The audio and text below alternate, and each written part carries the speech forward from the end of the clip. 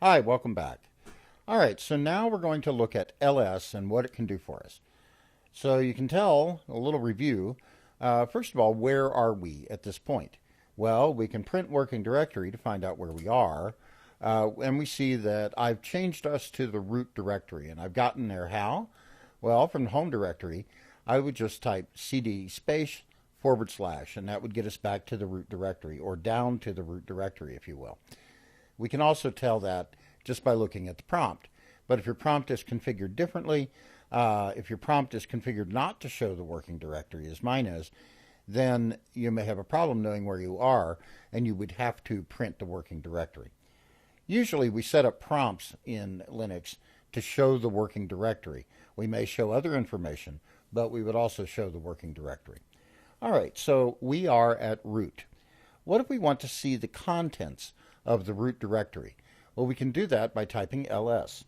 So ls lists the contents of the current working directory. ls for list. And that's a review.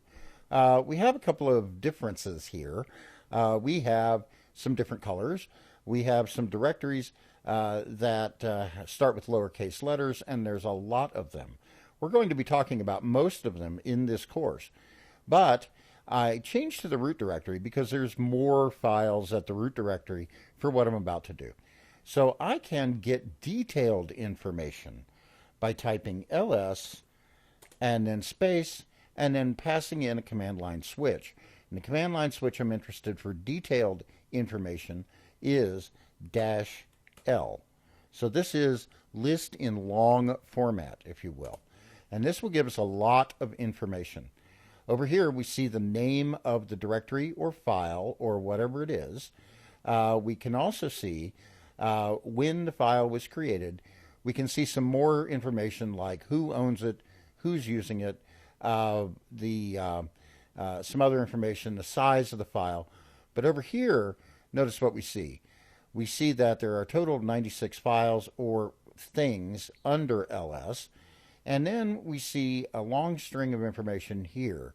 Now, the RWX, or R-X, or whatever, this part, the last part, everything except for the first letter, tells us what the various permissions are on that particular file or directory or whatever it is. We'll be talking about that later. But the first letter tells us what the entry actually is. If that letter is a D, it's a directory. So even if you don't have a nice colorized prompt as I do, you can still tell by using ls-l what every entry in a directory is. So if it's a D, it's a directory. If it is not a D, if it's a dash, and we need to find one of those, but I can't show you one of those now because we're at the root prompt. But let's just change to bin here, cd bin, and do ls-l. We can see a bunch of entries here that are files, and we see that they start with a dash, and those are files.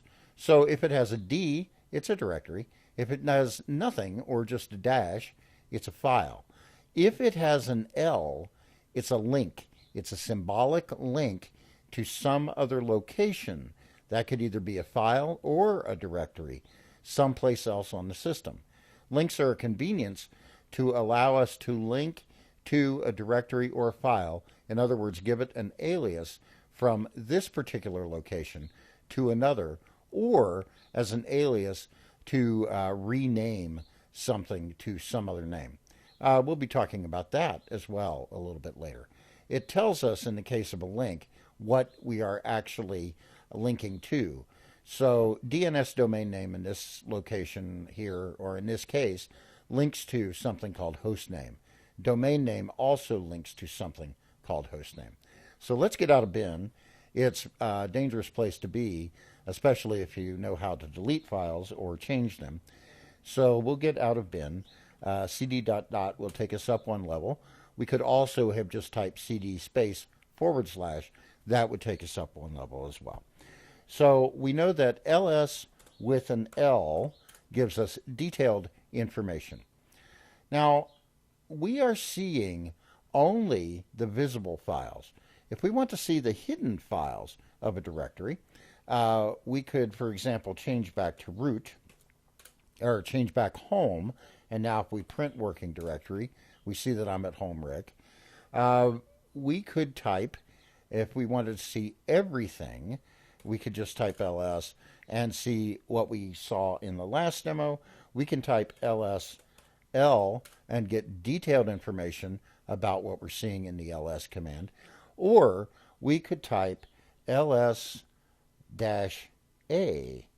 and ls-a is going to show us everything in the directory. And if you look at this, and the difference between this command, which is just ls, and ls-a, first of all, we see everything that we saw in ls, but then we see a bunch of stuff that starts with a dot printed out as well. And the stuff that starts with a dot is hidden. So we can see our hidden files. The A switch stands for all, so we're listing all. We can combine the A switch with the L switch. We could just say ls-a space-l, and that would be one way to do it, and we'll see everything, all the dot files as well, in long listing format.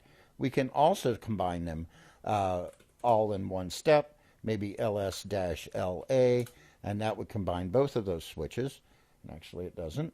Yes, it did. Yeah, it did. So that would combine both of those. The order of the switches, ls-al, will do the same thing. So we can see al and la do the same thing. In other words, we can combine those command line switches in any way we want. So that's all I'm going to talk about as far as command line switches for the list command, because that will tell us what is a directory, what is a file, what is a symbolic link. It will tell us how to find hidden files and folders with the A command, and with the L switch, it gives us detailed information about the file. So for instance, as we're looking at ls-la or al, we can see that the .cache file, that's a directory. The, let's see, the .bashrc.backup file, for instance, that's a file. And we don't have any symbolic links at the root of the user directory. We can also see, for instance, if we use ls-a, we see dot and dot dot. Dot is the current working directory. Dot dot is the working directory's parent directory.